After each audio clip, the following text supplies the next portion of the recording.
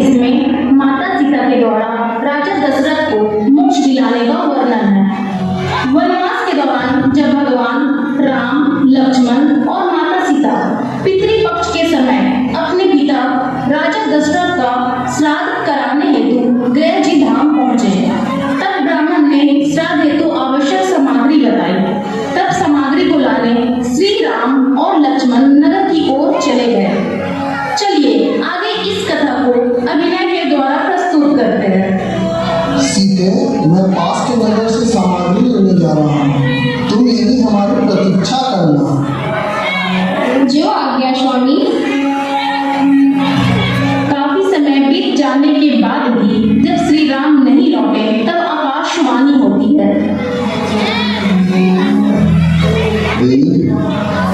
पुत्री, श्राद्ध का समय बीता जा रहा है, संध्या काल होने वाली है, पिंडदान का शुभ मुहूर्त सूर्य अस्त तक ही है।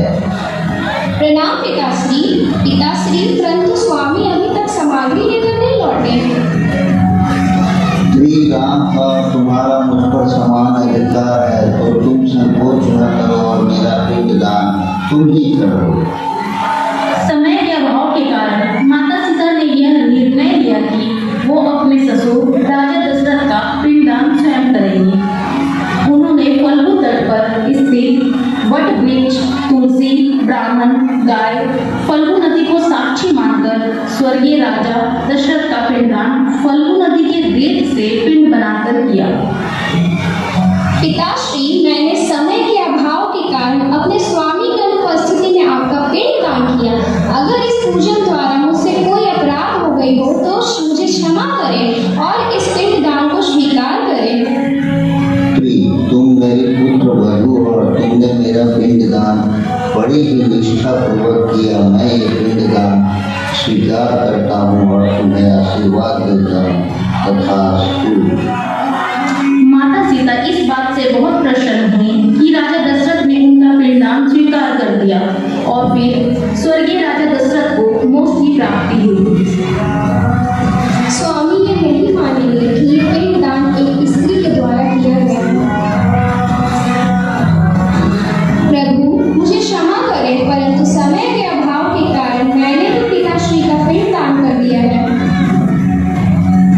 बिना ब्राह्मण और बिना सामग्री के तुमने पिंडदान कैसे कर दिया सीते? मैं तुम्हारा विश्वास कैसे कर लूं?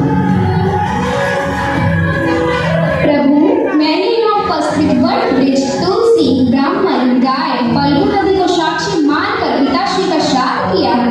आप चाहें तो इनसे पूछ सकते हैं और पिंडदान पिताश्री द्वारा स्वीकार भी कर लिया गया है। हे फल्गु नदी, तुम्हारी ही रेत से मैंने पिंड बनाकर तर्पण किया। तुम सत्य कहो। माता, मैं अपनी बहती धारा में मग्न थी, इसलिए मैं नहीं देख पाई। हे गौ माता, क्या आप मेरी साक्षी बनोगी? मैंने नहीं देखा माते, मैं अपने भोजन खाने में मग्न थी। हे तुलसी, क्या आप मेरी साक्षी बनोगी? देवी, मुझे खेद है, परंतु उस समय मैं अपने सुगम से वातावरण को शुद्ध करने में लीन थी। हे ब्राह्मण, तुम्हारे समक्ष ये सारा कार्य हुआ है, तुम तो इसके साक्षी बनो। मैं क्षमा चाहता हूँ, पर माता ने ऐसा कोई कार्य नहीं किया। हे वटवृक्ष, क्या तुमने मुझे देखा पिताजी का पिंडदान करते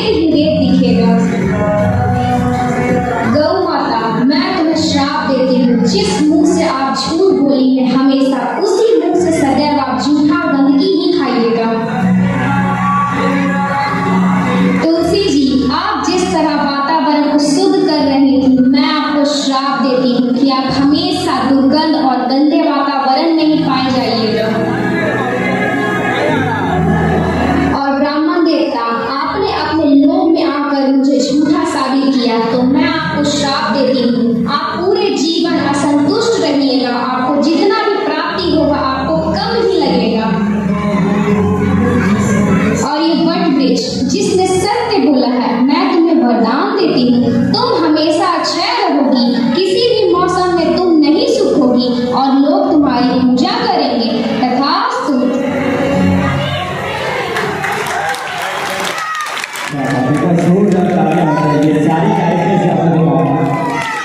एक बार हमारे भगवान विष्णु की जयकार हो, भगवान विष्णु की, बोले माता पार्वती की, गया की नगरी की, गया धाम जी की। और एक बार फिर से प्यार पार्वती गया जी से आए हुए सभी परिवार का, और स्पेशली हमारे मदर्स डे के बच्चों के द्वारा आज हम लोग को परफॉर्मेंस पेश हुई है, मैं उसके लिए एक जोरदार तालियां पाऊंगा प्लीज। जिस तरह से हमारे सीता माता